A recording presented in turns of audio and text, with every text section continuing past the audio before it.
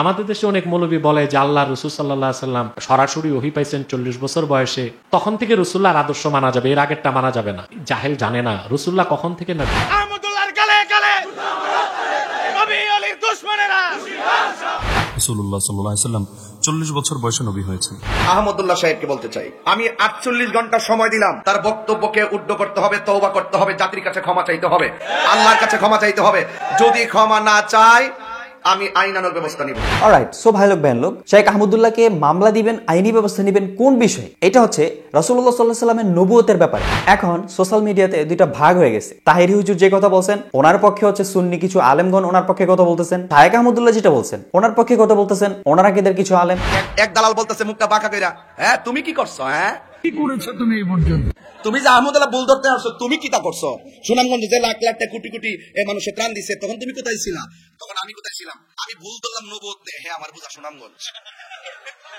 আমি বলি কি, হ্যাঁ বলি কি, হইলো 4 নম্বর বাটফার।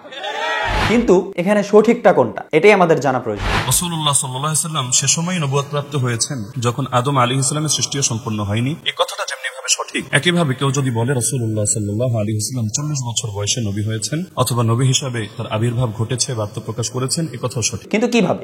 দুই বিবেচনায়, প্রথমটা হাকিকতের বিবেচনায় আর দ্বিতীয়টা হলো জুহুর বা প্রকাশের বিবেচনায়। বাবা আদম আলাইহিস সালাম সৃষ্টি হওয়ার আগে থেকেই তিনি নবী। নাম্বার 2, যেটা তিনি প্রকাশের কথা বললেন, যদি কেউ এটা বলে যে প্রকাশের ক্ষেত্রে, তাইলে এটা বলা যেতে পারে। কিন্তু যদি কেউ বলে, যেটা শাইখ আহমদুল্লাহ বললেন, যে রাসূলুল্লাহ সাল্লাল্লাহু আলাইহি ওয়াসাল্লাম 40 বছর আগে নবী ছিলেনই না, তাহলে এটা হয় না। এটা একেবারেই অযৌক্তিক কথা।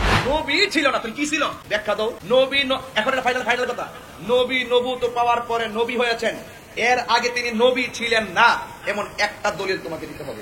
উনি এই ব্যাপারে দলিল দেখ বা না দেখ, কিন্তু উনি যেটা বলছেন এটা ভুল বলছেন। রাসূলুল্লাহ সাল্লাল্লাহু আলাইহি সাল্লাম গারে হেরাতে যে কি করছেন, তাআব্বুদুল লায়ালি যাওয়াতিল আদাদ, আল্লাহর ইবাদতে মগ্ন ছিলেন আল্লাহ রাসূল। সেটা ছিল আল্লাহ রাসূলের হিজরত আল্লাহর দিকে। আল্লাহ তাআলার ইবাদত করতেন, ঠিক আছে, কিন্তু কি ইবাদত করতেন? তিনি এটাও বলছেন যে ইব্রাহিম আলাইহিস সালামের যে দ্বীনে হানিফ ছিল সেটা রাসূলুল্লাহ সাল্লাল্লাহু আলাইহি ওয়াসাল্লাম পালন করতেন। তারপর রাসূলুল্লাহ ইবাদত করতেন। এখন ইবাদতটা কি রকম করতেন? পূর্বের কোন নবী শরীয়তের অনুসরণে? আরে যিনি নবীগণের আম্বিয়া, তিনি পূর্বের কার অনুসরণ করবেন? আল্লাহর হাবিব পূর্বের কোন নবীর শরীয়তের অনুসরণ করেন নাই। যতটুকু আল্লাহ দিয়েছেন ইব্রাহিমের শরীয়ত ততটুকু নিয়েছেন। মানে তিনি নবীগণের আম্বিয়া হয়ে তিনি অন্য কোন নবীর দ্বীন অনুসরণ করবেন? নরমালি আপনি যদি আপনার আকল দিয়ে চিন্তা করেন তাইলেই আপনি এটা বুঝতে পারেন। এই ক্ষেত্রে 30টা মত, এর মধ্যে একটা মত সবচেয়ে গ্রহণযোগ্য, কানা ইয়াতাআব্বাদু বিমা ইউলকা ইলাইহি মিন নূরিল মারিফা। রাসূলুল্লাহ সাল্লাল্লাহু আলাইহি ওয়াসাল্লাম গারে হেরাতে যখন আল্লাহর ধ্যান করতেন, মারিফতে নূরের মাধ্যমে আল্লাহ তার হাবিবকে অন্তরে জাগায় দিতেন, এই ইবাদত করেন। এই কথাগুলো আসলে ওনারা কি জানেন না যে রাসূলুল্লাহ সাল্লাল্লাহু আলাইহি ওয়াসাল্লামের